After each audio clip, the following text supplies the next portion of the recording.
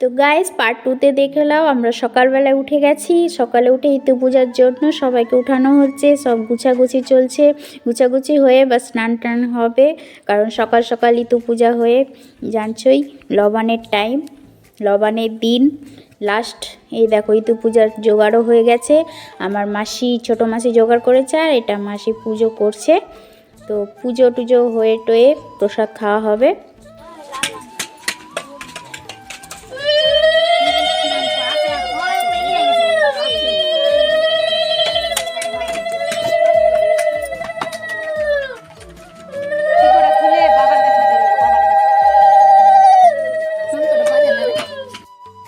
পুজোর পরে তো প্রসাদ, মেন প্রসাদ হচ্ছে চালের প্রসাদ।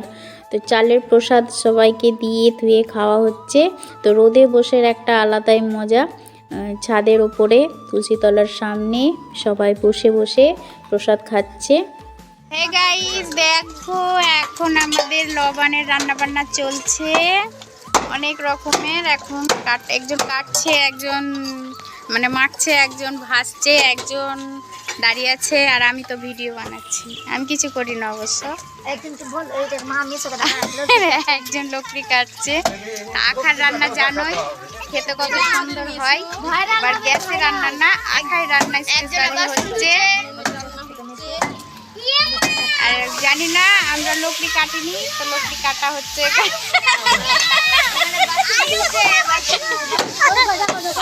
কি করছে, আর ওখানে কেউ জল ভরছে, আর কেউ দাঁড়িয়ে দাঁড়িয়ে রোদ পোয়াচ্ছে, আর একজন গেমে ব্যস্ত আছে। এখন যাচ্ছি একটু বিষ্ণুপুর কালীবাড়ি মেলা দেখতে। তো আজ থেকে চালু, তো দর্শন নিয়ে বাড়ি চলে যাব। চলো দেখাচ্ছি এগুলো, মানে এদের খেলাধুলা মাস্তি, ওখানে পার্কও আছে। আর কজন আছি দেখাচ্ছি, একটা আমি, একটা বাস, আরো একদল চলে গেছে চুপচাপ। এবার আমরা একটু যেয়েছি, যেতে দেখাচ্ছি পরে।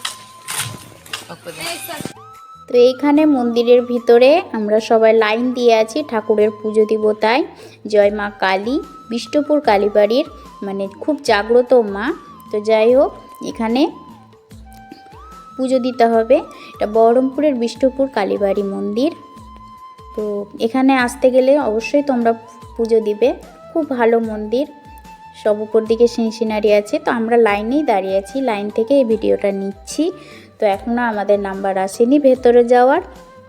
দেখতেই পাচ্ছ কতজন সব তাড়াতাড়ি করে পুজো দিয়ারি করছে। মানে কি আর বলবো, এই পৌষ মাসের মানে এত ভিড় হয় সীমার বাহির। তো পৌষ মাসের 1 মাস পর্যন্ত এই মেলা থাকে। তো অনেক দূর দূর থেকে এই পুজো দিতে আসতো। ফাইনালি আমরাও ভেতরে গিয়ে মায়ের পুজো দিলাম। পুজো দেওয়ার পরে এই দেখো মেলা দেখতে চালু হলো, কে কী কিনবে না কিনবে। তো এক একটা দোকানের সেল আছে, 6 টাকা সেল, 15 টাকা সেল, 20 টাকা সেল, যে যেমন নিতে পারে। তবে সস্তার ভিতরে জিনিসও ভালো, খারাপ না। তো কেউ ছাড়বে না সস্তা যদি পায়। তো এখানে মেলাটা ঘুরে তারপরে এখানে পার্কের সিনারি দেখো, ঘাসের মধ্যে হাতি, তারপরে গরু, হরিণ, এসব সাজা মাংকি। তো যাই হোক, এগুলো দেখে টেকে আমার ছেলে তো অলরেডি পার্কের সামনে চলে গেছে, এরই সামনে পার্ক আছে। তো পার্কে চলে গেল, আমি এদিকটা শ্যুট নিয়েছিলাম। তো পার্কে যেয়ে দেখছি সব পার্কের মানে জিনিস তালা মারা আছে, কারণ এই মেলাতে অনেক ভিড় হবে, কোথায় কার বাচ্চার লেগে যাবে কি, তাই সব কিছুতে তালা মেরে রাখা আছে। তো এখন বন্ধ সব কিছু, খেলতে পাবে না। তো আমার ছেলের মন খারাপ হয়ে গেল। বাড়িতে আসতে আসতেই একটা গোপালের সঙ্গে ছবি তুলে নিলাম। গোপাল সবাইকে টাটা, আসছি বাবা, টাটা।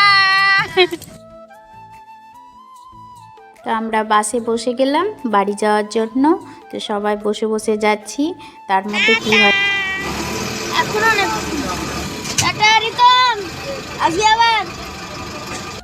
দেখো এখানে কি অবস্থা হচ্ছে। এখানে দেখো সবার, এরা যেতে পেল না আমাদের বাড়িতে এসে, সব ড্রামা চলছে এদিকে। এখন লুচি মুচি বানা হচ্ছে।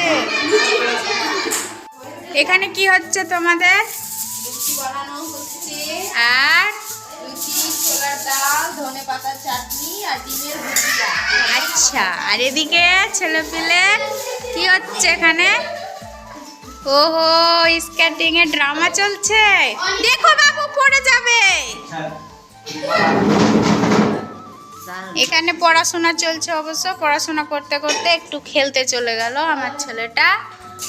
দেখো ড্রামা চলছে এখানে। এ শুভম, শুভম ওইদিকে কিচ্ছু নাই।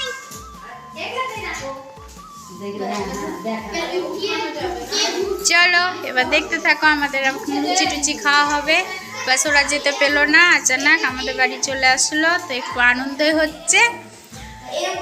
চলো দেখা যাক কি হবে।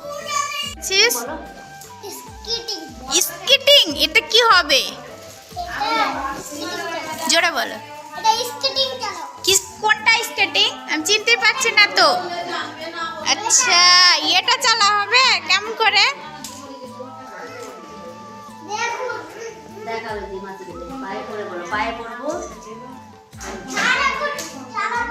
মাসি দিকে তাকিয়ে বল, এর উপরে থাকতে, এর উপরে থাকতে মাসিকে বল। হ্যাঁ, এখন তুমি কি করেছো? স্কেটিং করেছো, দেখ কেমন করে চালাবা। দেখো আর না পড়ে যাও। কেমন করে চালাবা?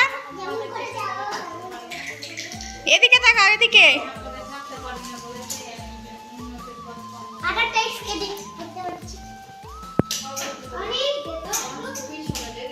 এই বাসুকে ফোন করা হবে না? তো গাইস ফাইনালি খাওয়া দাওয়া কমপ্লিট, তো এখন ঘুমোবো। গুড নাইট, ভালো থেকো, সুস্থ থেকো। আর তোমাদেরকে গুড নাইট করতে করতে ব্লগটা শেষ করার জন্য এ আমাকে না পুরোপুরি হাসিয়েই ফেললো। তো চলো bye, love you all, tata. Tata কর, টাটা কর, টাটা কর, টাটা কর, টাটা কর, তাড়াতাড়ি তাড়াতাড়ি শুভম, টাটা।